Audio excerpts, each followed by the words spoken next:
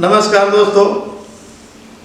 वैसे तो उत्तर प्रदेश और बिहार दोनों फेमस हैं। भारत देश के कोई ऐसा राज्य नहीं है जो यूपी और बिहार को या उनके लोगों को देख करके मुंह टेढ़ा ना कर लेते हो, बना ना लेते हो।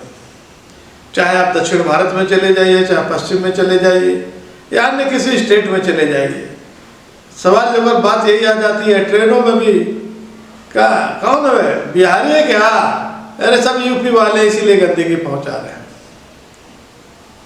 लेकिन उनको शायद यूपी या बिहार के लोगों के जो दिमाग है, उनका टैलेंट है, उनके बारे में नहीं पता है।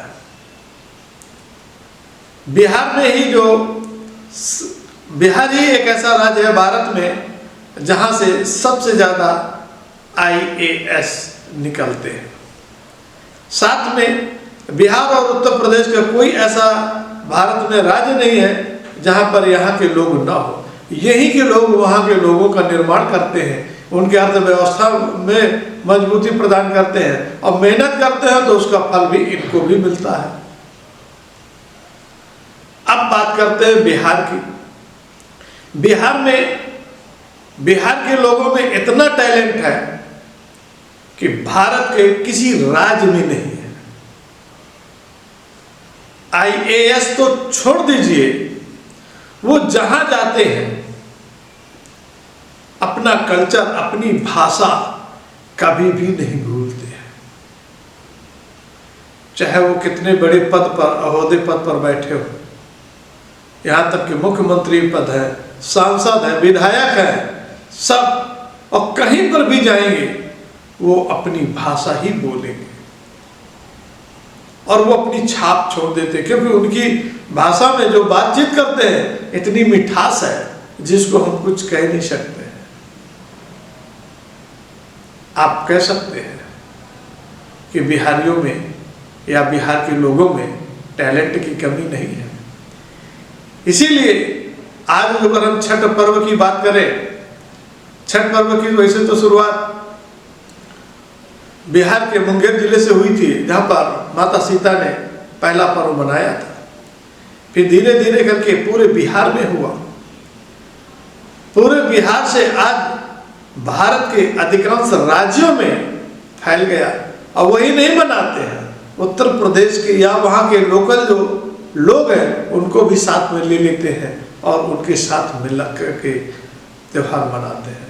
और बिहार के लिए तो छठ पूजा एक महापर्व के रूप में है।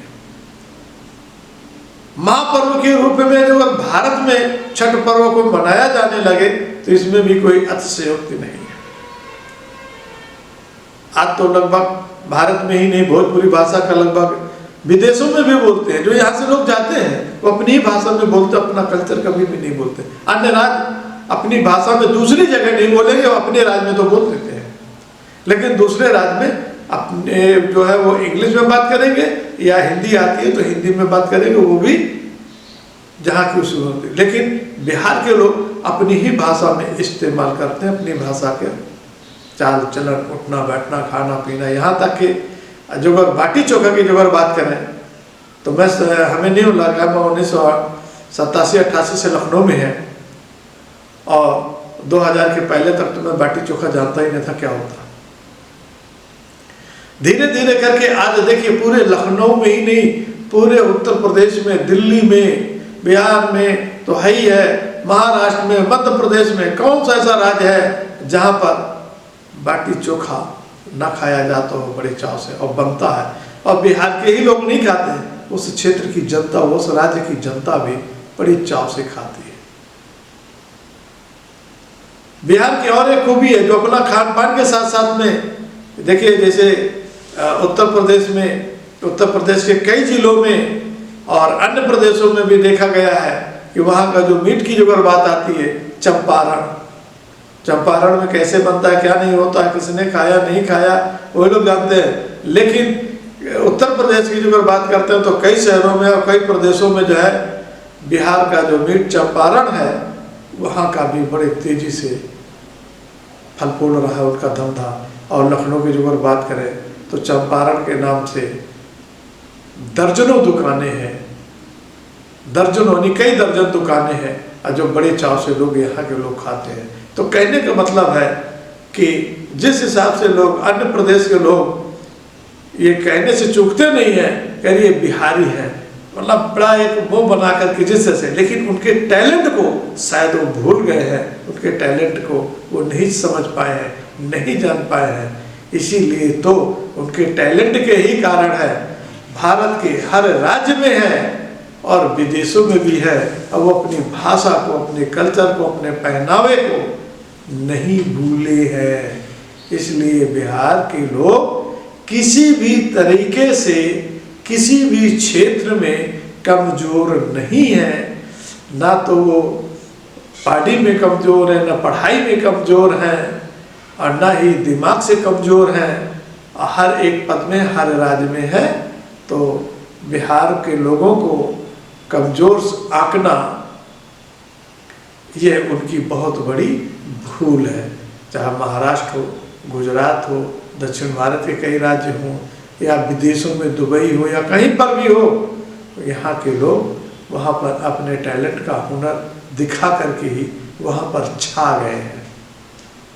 और यही लिए भारत में ही कई राज्यों में ये आवाज़ उठने लगी है कि बिहार के और उत्तर प्रदेश के लोग आकर के हमारा रोजगार छीन रहे हैं।